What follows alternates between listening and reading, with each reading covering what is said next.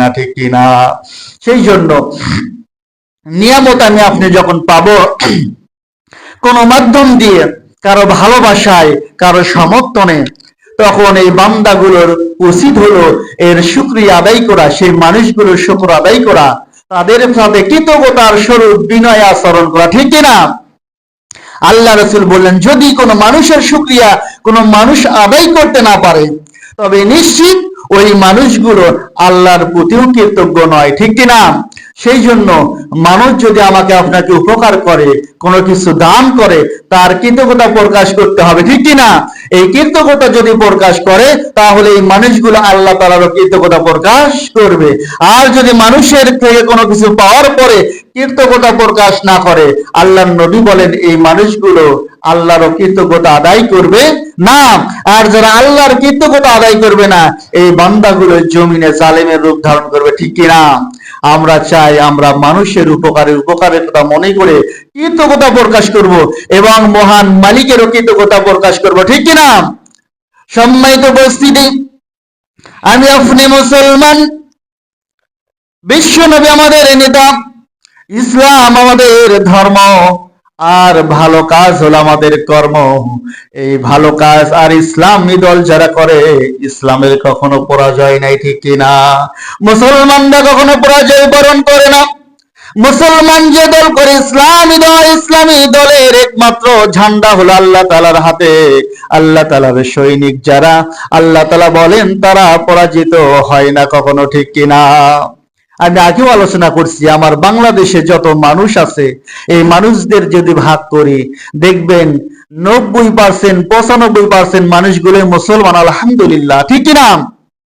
চিন্তা করে দেখেন, যদি 90% হিন্দু, বৌদ্ধ, খ্রিস্টান হইতো, আর 10% যদি আমি আপনি মুসলমান হইতাম, তাহলে বাংলার জমিনে আমার আপনার অবস্থান কেমন হইতো, ঠিক কিনা?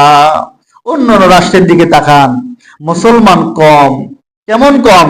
তারপরেও 20 কোটি 30 কোটি মুসলমান, কিন্তু হয়তো 70 কোটি বেঈমান হিন্দু, বৌদ্ধ, খ্রিস্টান। এই মুসলমান গুলো কত কষ্টে মানবেতর জীবন যাপন করে, আল্লাহ তাআলা সেখান থেকে আমাকে আপনাকে নিস্তার দিয়েছে, ঠিক কিনা? আমার ডানে তাকালেও মুসলিম, বামে তাকালেও মুসলিম, পিছনেও মুসলিম, সামনে মুসলিম। আল্লাহু আকবার, এটা একটা আল্লাহর নিয়ামত। দুঃখের বিষয় হলো বিশ্বনবী জানিয়ে দেয়, মুসলমান তো সেই যার হাত এবং জবান থেকে অপর মুসলমান নিরাপদ থাকে, ঠিক কিনা? আমার আপনার বাংলার জমিনে যত দল বলেন, যে যে দল করুক, আমরা যদি লক্ষ্য করি প্রত্যেক দলের নেতাই হলো মুসলিম, ঠিক কিনা? অতএব মুসলমান যখন নেতৃত্ব দেবে, তখন অপর মুসলমান নিরাপদ থাকবে, ঠিক কিনা? অতএব আমরা এটা আশা করতেই পারি যে আমার ভাই মুসলিম, আমি মুসলিম, অতএব যে যে দলের নেতৃত্ব দিচ্ছে, যে দল গঠন করবে, সরকার গঠন করবে, সে আমার ভাই, আমিও মুসলমান, সেও মুসলমান। এক মুসলমান জিতে যায় মানে ইসলাম জিতে যায়, সুবহানাল্লাহ, ঠিক কিনা? অনেকে প্রশ্ন করতে পারে, ইসলামী দলগুলো তো হেরে গেল। এটা কখনোই মনের ভিতর হতাশা নেবেন না।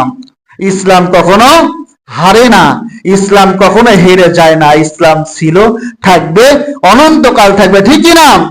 আমার আপনার যে ভাই বর্তমান বেসরকারি ভাবে নির্বাচিত বিএনপি, বাংলাদেশ জাতীয়বাদী দল, ঠিক কিনা? এই ভাইরাও কি মুসলমান? সুবহানাল্লাহ। অতএব মুসলমানদের মুসলমানরাই শাসন করবে, ঠিক কিনা? আমরা আরেক মুসলমান হয়ে তাদেরকে সহযোগী হব, ঠিক কিনা? যে কথাটা বললাম, বিজয় যখন হয় তখন কি করতে হবে? তখন শুকরিয়া আদায় করতে হবে, সুবহানাল্লাহ। কিন্তু আমরা অকৃতজ্ঞতা জানাই যে বিজয় হওয়ার পরে এই বিজয়ের উল্লাসে আল্লাহ তাআলার শুকরের কথা ভুলে যায়, ঠিক কিনা? আল্লাহ তাআলা সূরাতুল ইব্রাহিমের মধ্যে ঘোষণা করে দেন, وقال الله تبارك وتعالى في كلامه المجيد بسم الله الرحمن الرحيم وإذ تأذن ربكم لئن شكرتم لأزيدنكم ولئن كفرتم إن عذابي لشديد الله أكبر। আল্লাহ তাআলা ঘোষণা করেন, স্মরণ করো দুনিয়াবাসী, আমার বান্দারা, তোমরা যদি আমি আল্লাহ তাআলার নিয়ামত পাওয়ার পরে, আমার আল্লাহ তাআলার নিয়ামত, আমার আল্লাহর পক্ষ থেকে সফলতা, বিজয় পাওয়ার পরে যদি শুকরিয়া আদায় করো, আমি আল্লাহ তাআলার ওয়াদা হলো তোমাদের শুকরিয়া আদায় করার ফলে আমি তোমাদের নিয়ামত, তোমাদের সম্মান ইজ্জত আমি বৃদ্ধি করে দেব। সুবহানাল্লাহ। আল্লাহ তাআলা বলে, ওয়ালা ইন কাফারতুম, আর যদি তোমরা আল্লাহ শুকরিয়া করো, আমি আল্লাহ নিয়ামত দিলাম, সম্মান দিলাম, ইজ্জত বৃদ্ধি করে দিলাম, নেতৃত্ব দিলাম, কিন্তু আমি আল্লাহ তাআলার পক্ষ থেকে ক্ষমতা পাওয়ার পরে যদি শুকরিয়া আদায় না করো, আল্লাহ তাআলা বলেন ইন্না আযাবি লাশাদীদ, তাহলে আমি আল্লাহ তাআলা তোমাদের প্রতি কঠিন আযাব নাজিল করব। নাউযুবিল্লাহ। এটা কথাকার আল্লাহ তাআলা, এটা সবার ক্ষেত্রে প্রযোজ্য। এই আয়াতটা এমন একটি প্রেক্ষাপটে নাজিল হলো, সাইয়েদনা মূসা আলাইহিস সালাম, নাম শুনেছেন তো? আমার আপনাদের নবী, আমাদের পূর্বের নবী মূসা আলাইহিস সালাম যখন ফিরাউনের কবল থেকে মুক্তি পাওয়ার জন্য নীল নদের দিকে দৌড় দিলেন, সুবহানাল্লাহ, সাথে 12টা গোত্রের দল, 12 গোত্রের মানুষজন, মূসা আলাইহিস সালামের উম্মত সাথে ফিরাউন ধাওয়া করেছে। জালেম শাসক ফিরাউন মূসা আলাইহিস সালামকে ধরার জন্য, তার সাথী সঙ্গীকে হত্যা করার জন্য যখন আক্রমণ করে, নীল নদের কিনারায় মূসা আলাইহিস সালাম দাঁড়িয়ে যায়। ডানে ফিরাউনের দল, বামেও ফিরাউনের দল, পিছনতে ফিরাউনের দল। তখন সামনে নীল নদ সাগর পড়ে গেল, মূসা আলাইহিস সালাম থমকে দাঁড়িয়ে গেলেন। তখন তার গোত্রের লোকেরা বলল, ইন্না নাবুদরাকুম, হে মূসা, আমাদের তো রক্ষা পাওয়ার কোনো উপায় নাই, 3 দিক থেকে আমাদের আক্রমণ করেছেন, সামনে হলো সাগর। মূসা আলাইহিস সালাম, কাল্লা, কখনো নয়, ইন্নী সায়াদি, নিশ্চয় আল্লাহ তাআলা আমাকে আপনাকে পথ দেখাবে। সুবহানাল্লাহ। মূসা আলাইহিস সালাম বলেন, কখনো নয়, তোমরা ভয় পেও না, সব রাস্তা যখন বন্ধ, আল্লাহ তাআলা এখানে আমি মূসা আলাইহিস সালামকে পথ দেখিয়ে দেবেন। সুবহানাল্লাহ। সঙ্গে সঙ্গে ওই হয়ে গেল, হে মূসা, তোমার হাতে যে লাঠি আছে সাগরে আঘাত করো। সুবহানাল্লাহ। সাগরে আঘাত করার সঙ্গে সঙ্গে 12টা গোত্রের জন্য 12টি রাস্তা হয়ে গেল। সুবহানাল্লাহ। মূসা আলাইহিস সালামের গোত্রের লোকরা নদী পার হয়ে সাগর পার হয়ে উঠে গেলেন, ফিরাউনের হাত থেকে বেঁচে গেল। তখন আল্লাহ তাআলা নাজিল করলেন এই আয়াতটা, সূরা ইব্রাহিমের 7 নম্বর আয়াত নাজিল করলেন, কে? লাইন শাকারতুম লাযিদান্নাকুম, তোমরা শুকরিয়া আদায় করো আমার নিয়ামত পাওয়ার পরে। তোমরা এমন একটা প্রেক্ষাপটে ছিলে যে প্রেক্ষাপটে তোমরা নিজেদের জীবন রক্ষা করতে পারতেছিলে না, আমি আল্লাহ তাআলা সেই প্রেক্ষাপট থেকে, সেই জুলুম থেকে তোমাদেরকে নিস্তার দান করেছি। সুবহানাল্লাহ। আমি আপনি যদি তাকাই, বিগত 16টি বছর আমরা নির্যাতনের মধ্যে ছিলাম, ঠিক কিনা? নির্যাতনের মধ্যে ছিলাম, আলেম ওলামা নির্যাতনের মধ্যে ছিল। বর্তমান যারা বিজয়ী লাভ করলো, ওই দলের নেতা কর্মীরাও নির্যাতনের মধ্যে ছিল। কেউ জেলখানায়, কেউ বিদেশে, কেউ বাড়িতে থাকতে পারে না। আল্লাহ তাআলা এই ফ্যাসিস্টকে উৎখাত করে দিল। বাংলার জমিনে এমন একটি বিপ্লব হয়ে গেল, তখন বাংলার মানুষ যেন মুক্তি লাভ করলো। মূসা আলাইহিস সালামের উম্মতরা মুক্তি পেয়ে গেল, শুকরিয়া আদায় করলো। আল্লাহ তাআলা বললেন, হে উম্মতেরা, হে বান্দারা, তোমরা শুকরিয়া আদায় করো। যদি শুকরিয়া আদায় করো, আমি আল্লাহ তাআলা তোমাদের নিয়ামতকে আরো বৃদ্ধি করে দেব। সুবহানাল্লাহ। আর যদি নিয়ামতের শুকরিয়া আদায় না করো, আমি তোমাদের থেকে নিয়ামত ছিনিয়ে নেব। আর নিয়ামত ছিনিয়ে নিয়েই ক্ষান্ত না, আমি তোমাদেরকে কঠিন আযাবের মধ্যে গ্রেফতার করব। সম্মানিত মুআজ্জাজ মুহতারাম, আয়াত থেকে আমাদের সবার শিক্ষা, আমরা যারা এই দেশের জনগণ, যারা শাসক, সবার জন্য শিক্ষা যে আমি আপনি কি এক সময় নির্যাতিত ছিলাম, আল্লাহ তাআলা সেই জুলুম দূর করলেন। আবার আমাকে আপনাকে সম্মান দিয়ে যে জায়গায় বসে যারা নির্যাতন করতো, এই মাজলুমদের সেই জাতীয় সংসদে বসে দেওয়ার ব্যবস্থা করলেন। সুবহানাল্লাহ। খেলা দেখার আল্লাহ তাআলা ওয়া মাকারুল্লাহ আল্লাহু খায়রুল মাকিরিন। আল্লাহু আকবার। দুনিয়ার যত রং আছে, দুনিয়ার যত ষড়যন্ত্র আছে, দুনিয়ার যত পরিকল্পনা আছে, আমি আল্লাহ তাআলার মক্কর আর পরিকল্পনা হলো সমস্ত পরিকল্পনার উদ্দেশ্য। সুবহানাল্লাহ। সেই জন্য আমরা মুসলমান যে যে দল করি, বিএনপি করি, জামাত করি, ইসলামী আন্দোলন করি, চরমনাই করি, কেউ দুঃখ পাওয়ার কোনো কারণ নাই, কারণ আমরা সবাই বিজয়ী, ঠিক কিনা? বাংলার জমিনে এমন সুন্দর সুষ্ঠু নির্বাচন হলো, আলহামদুলিল্লাহ। বিচ্ছিন্ন কিছু ঘটনা ছাড়া আমরা আশাবাদী, আল্লাহ তাআলা আমাদের প্রতি খাস রহম করেছেন। কারণ যদি বাংলার জমিনে রক্ত ঝরতো তাহলে আমার ভাইয়ের রক্ত ঝরতো, ঠিক কিনা? বাংলার জমিনে যদি কোনো সন্তান মারা যেত বাংলার মায়ের সন্তান মারা যেত, ঠিক কিনা?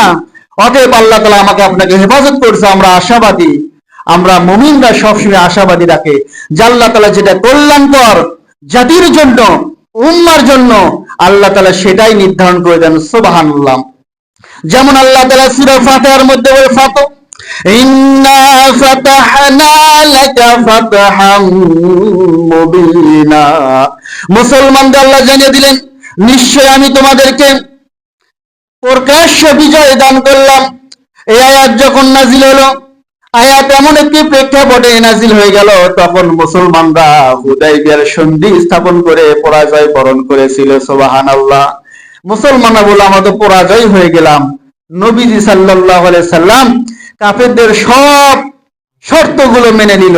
সাহাবীরা বলে এটা আমাদের জন্য কঠিন একটা পরাজয়, এর ভিতর আমাদের কোনো স্বার্থ নাই, সব কাফেরদের পক্ষে, সব ওদের পক্ষে, আমরা কি হেরে গেলাম? আল্লাহ তাআলা বললেন, না, তোমরা হারো নাই, এই পরাজয়টাই তোমাদের জন্য বিজয়। সুবহানাল্লাহ। আল্লাহ তাআলা সবকিছুর মধ্যে হিকমত রেখে দেয়, ঠিক কিনা? বাংলার জমিন যতটা প্রস্তুত হয়েছে, এই জমিনটা আরো প্রস্তুত হওয়া দরকার। যখন পরিপূর্ণ প্রস্তুত হয়ে যাবে দেখবেন বাংলার জনগণ, 18 কোটি জনগণ কাঁধে কাঁধ মিলিয়ে এই বাংলাদেশকে বিশ্বের উন্নত দেশের সামনে তুলে দেওয়ার জন্য সবাই একজোট কাজ করবে ইনশাআল্লাহ তাআলা, ঠিক কিনা? আমরা আশাবাদী। এই স্লোগান বাংলার 18 কোটি জনগণ মুসলমানের স্লোগান, ঠিক কিনা? প্রত্যেক আলেম ওলামা বলছে আমরা দেশকে ভালোবাসি, দেশের মানুষের জন্য কাজ করতে চাই, দেশকে উন্নত করতে চাই।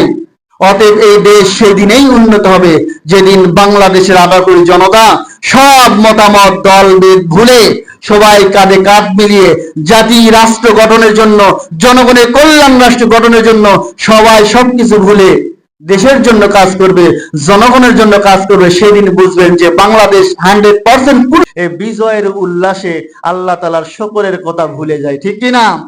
আল্লাহ তাআলা সূরাতুল ইব্রাহিমের মধ্যে ঘোষণা করে দেন, وقال الله تبارك وتعالى في كلامه المجيد بسم الله الرحمن الرحيم وإذ تأذن ربكم لئن شكرتم لأزيدنكم ولئن كفرتم إن عذابي لشديد الله أكبر। আল্লাহ তাআলা ঘোষণা করেন, স্মরণ করো দুনিয়াবাসী, আমার বান্দারা, তোমরা যদি আমি আল্লাহ তাআলার নিয়ামত পাওয়ার পরে, আমার আল্লাহ তাআলার নিয়ামত, আমার আল্লাহর পক্ষ থেকে সফলতা বিজয় পাওয়ার পরে যদি শুকরিয়া আদায় করো, আমি আল্লাহ তাআলার ওয়াদা হলো তোমাদের শুকরিয়া আদায় করার ফলে আমি তোমাদের নিয়ামত, তোমাদের সম্মান ইজ্জত আমি বৃদ্ধি করে দেব। সুবহানাল্লাহ। আল্লাহ তাআলা পরে ওয়ালা ইন কাফারতুম, আর যদি তোমরা আল্লাহ শুকরিয়া করো, আমি আল্লাহ নিয়ামত দিলাম, সম্মান দিলাম, ইজ্জত বৃদ্ধি করে দিলাম, নেতৃত্ব দিলাম, কিন্তু আমি আল্লাহ তাআলার পক্ষ থেকে ক্ষমতা পাওয়ার পরে যদি শুকরিয়া আদায় না করো, আল্লাহ তাআলা বলেন ইন্না আযাবি লাশাদীদ, তাহলে আমি আল্লাহ তাআলা তোমাদের প্রতি কঠিন আযাব নাজিল করব। নাউযুবিল্লাহ। এটা কথা কার? আল্লাহ তাআলার। এটা সবার ক্ষেত্রে প্রযোজ্য। এই আয়াতটা এমন একটি প্রেক্ষাপটে নাজিল হলো, সাইয়েদনা মূসা আলাইহিস সালাম, নাম শুনেছেন তো? আমার আপনাদের নবী, আমাদের পূর্বের নবী মূসা আলাইহিস সালাম যখন ফিরাউনের কবল থেকে মুক্তি পাওয়ার জন্য নীল নদের দিকে দৌড় দিলেন। সুবহানাল্লাহ। সাথে 12টা গোত্রের দল, 12 গোত্রের মানুষজন মূসা আলাইহিস সালামের উম্মত সাথে ফিরাউন ধাওয়া করেছে। জালেম শাসক ফিরাউন মূসা আলাইহিস সালামকে ধরার জন্য, তার সাথী সঙ্গীকে হত্যা করার জন্য যখন আক্রমণ করে, নীল নদের কিনারায় মূসা আলাইহিস সালাম দাঁড়িয়ে যায়। ডানে ফিরাউনের দল, বামেও ফিরাউনের দল, পিছনতে ফিরাউনের দল। তখন সামনে নীল নদ সাগর পড়ে গেল, মূসা আলাইহিস সালাম থমকে দাঁড়িয়ে গেলেন। তখন তার গোত্রের লোকেরা বলল, ইন্না নাবুদরাকুম, হে মূসা, আমাদের তো রক্ষা পাওয়ার কোনো উপায় নাই, 3 দিক থেকে আমাদের আক্রমণ করেছেন, সামনে হলো সাগর। মূসা আলাইহিস সালাম, কাল্লা, কখনো নয়, ইন্নী সায়াদি, নিশ্চয় আল্লাহ তাআলা আমাকে, আপনাকে পথ দেখাবে। সুবহানাল্লাহ। মূসা আলাইহিস সালাম বললেন, কখনো নয়, তোমরা ভয় পেও না, সব রাস্তা যখন বন্ধ, আল্লাহ তাআলা এখানে আমি মুসা আলাইহিস সালামকে পথ দেখিয়ে দেবেন। সুবহানাল্লাহ। সঙ্গে সঙ্গে ওই হয়ে গেল, হে মুসা, তোমার হাতে যে লাঠি আছে সাগরে আঘাত করো। সুবহানাল্লাহ। সাগরে আঘাত করার সঙ্গে সঙ্গেই 12টা গোত্রের জন্য 12টি রাস্তা হয়ে গেল। সুবহানাল্লাহ। মুসা আলাইহিস সালামের গোত্রের লোকরা নদী পার হয়ে সাগর পার হয়ে উঠে গেলেন, ফিরাউনের হাত থেকে বেঁচে গেল। তখন আল্লাহ তাআলা নাজিল করলেন এই আয়াতটা, সূরা ইব্রাহিমের 7 নম্বর আয়াত নাজিল করলেন। কি আয়াত? লাইন শাকারতুম লাযিদান্নাকুম, তোমরা শুকরিয়া আদায় করো আমার নিয়ামত পাওয়ার পরে। তোমরা এমন একটা প্রেক্ষাপটে ছিলে যে প্রেক্ষাপটে তোমরা নিজেদের জীবন রক্ষা করতে পারতেছিলে না, আমি আল্লাহ তাআলা সেই প্রেক্ষাপট থেকে, সেই জুলুম থেকে তোমাদেরকে নিস্তার দান করেছি। সুবহানাল্লাহ। আমি আপনি যদি তাকাই, বিগত 16টি বছর আমরা নির্যাতনের মধ্যে ছিলাম, ঠিক কিনা? নির্যাতনের মধ্যে ছিলাম, আলেম ওলামা নির্যাতনের মধ্যে ছিল। বর্তমান যারা বিজয়ী লাভ করলো, ওই দলের নেতা কর্মীরাও নির্যাতনের মধ্যে ছিল। কেউ জেলখানায়, কেউ বিদেশে, কেউ বাড়িতে থাকতে পারে না। আল্লাহ তাআলা এই ফ্যাসিস্টকে উৎখাত করে দিল। বাংলার জমিনে এমন একটি বিপ্লব হয়ে গেল, তখন বাংলার মানুষ যেন মুক্তি লাভ করলো। মুসা আলাইহিস সালামের উম্মতরা মুক্তি পেয়ে গেল, শুকরিয়া আদায় করলো। আল্লাহ তাআলা বললেন, হে উম্মতেরা, হে বান্দারা, তোমরা শুকরিয়া আদায় করো। যদি শুকরিয়া আদায় করো, আমি আল্লাহ তাআলা তোমাদের নিয়ামতকে আরো বৃদ্ধি করে দেবো। সুবহানাল্লাহ। আর যদি নিয়ামতের শুকরিয়া আদায় না করো, আমি তোমাদের থেকে নিয়ামত ছিনিয়ে নেব। আর নিয়ামত ছিনিয়ে নিয়েই ক্ষান্ত না, আমি তোমাদেরকে কঠিন আযাবের মধ্যে গ্রেফতার করব। সম্মানিত মুআজ্জাজ মুহতারাম, আয়াত থেকে আমাদের সবার শিক্ষা, আমরা যারা এই দেশের জনগণ, যারা শাসক, সবার জন্য শিক্ষা যে আমি আপনাকে এক সময় নির্যাতিত ছিলাম, আল্লাহ তাআলা সেই জুলুম দূর করলেন। আবার আমাকে আপনাকে সম্মান দিয়ে যে জায়গায় বসে যারা নির্যাতন করত, এই মাজলুমদের সেই জাতীয় সংসদে বসে দেওয়ার ব্যবস্থা করলেন। সুবহানাল্লাহ। খেলা দেখার আল্লাহ তাআলা বলেন, ওয়া মাকারাল্লাহ আল্লাহু খায়রুল মাকিরিন। আল্লাহু আকবার। দুনিয়ার যত রং আছে, দুনিয়ার যত ষড়যন্ত্র আছে, দুনিয়ার যত পরিকল্পনা আছে, আমি আল্লাহ তাআলার মক্কর আর পরিকল্পনা হলো সমস্ত পরিকল্পনার উদ্দেশ্য। সুবহানাল্লাহ। সেই জন্য আমরা মুসলমান যে যে দল করি, বিএনপি করি, জামাত করি, ইসলামী আন্দোলন করি, চরমোনাই করি, কেউ দুঃখ পাওয়ার কোনো কারণ নাই, কারণ আমরা সবাই বিজয়ী, ঠিক কিনা? বাংলার জমিনে এমন সুন্দর সুষ্ঠু নির্বাচন হলো, আলহামদুলিল্লাহ। বিচ্ছিন্ন কিছু ঘটনা ছাড়া আমরা আশাবাদী, আল্লাহ তাআলা আমাদের প্রতি খাস রহম করেছেন। কারণ যদি বাংলার জমিনে রক্ত ঝরতো, তাহলে আমার ভাইয়ের রক্ত ঝরতো, ঠিক কিনা? বাংলার জমিনে যদি কোনো সন্তান মারা যেত, বাংলার মায়ের সন্তান মারা যেত, ঠিক কিনা? অতএব আল্লাহ তাআলা আমাকে আপনাকে হেফাজত করছে। আমরা আশাবাদী, আমরা মুমিনরা সবসময় আশাবাদী রাখে যে আল্লাহ তাআলা যেটা কল্যাণকর জাতির জন্য, উম্মার জন্য, আল্লাহ তাআলা সেটাই নির্ধারণ করে দেন। সুবহানাল্লাহ। যেমন আল্লাহ তাআলা সূরা ফাতিহার মধ্যে বলে, ইন্না ফাতাহনা লাকা ফাতহাম মুবিনা। মুসলমানদের আল্লাহ জানিয়ে দিলেন, নিশ্চয় আমি তোমাদেরকে প্রকাশ্য বিজয় দান করলাম। এই আয়াত যখন নাজিল হলো, আয়াত এমন একটি প্রেক্ষাপটে নাজিল হয়ে গেল, তখন মুসলমানরা হুদাইবিয়ার সন্ধি স্থাপন করে পরাজয় বরণ করেছিল। সুবহানাল্লাহ। মুসলমানরা বলে, আমরা তো পরাজয় হয়ে গেলাম। নবীজি সাল্লাল্লাহু আলাইহি সাল্লাম কাফেরদের সব শর্তগুলো মেনে নিল। সাহাবীরা বলে, এটা আমাদের জন্য কঠিন একটা পরাজয়, এর ভিতর আমাদের কোনো স্বার্থ নাই, সব কাফেরদের পক্ষে, সব ওদের পক্ষে, আমরা কি হেরে গেলাম? আল্লাহ তাআলা বললেন, না, তোমরা হারো নাই, এই পরাজয়টাই তোমাদের জন্য বিজয়। সুবহানাল্লাহ। আল্লাহ তাআলা সবকিছুর মধ্যে হিকমত রেখে দেয়, ঠিক কিনা? বাংলার জমিন যতটা প্রস্তুত হয়েছে, এই জমিনটা আরো প্রস্তুত হওয়া দরকার। যখন পরিপূর্ণ প্রস্তুত হয়ে যাবে, দেখবেন বাংলার জনগণ, 18 কোটি জনগণ কাঁধে কাঁধ মিলিয়ে এই বাংলাদেশকে বিশ্বের উন্নত দেশের সামনে তুলে ধরার জন্য সবাই একজোট কাজ করবে ইনশাআল্লাহ তাআলা, ঠিক কিনা? আমরা আশাবাদী। এই স্লোগান বাংলার 18 কোটি জনগণ, মুসলমানের স্লোগান, ঠিক কিনা? প্রত্যেক আলেম ওলামা বলছে, আমরা দেশকে ভালোবাসি, দেশের মানুষের জন্য কাজ করতে চাই, দেশকে উন্নত করতে চাই।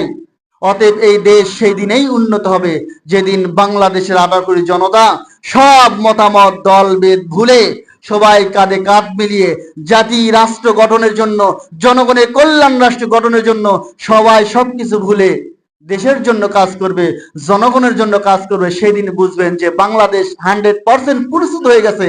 আর এমন একটা পরিবেশ হলেই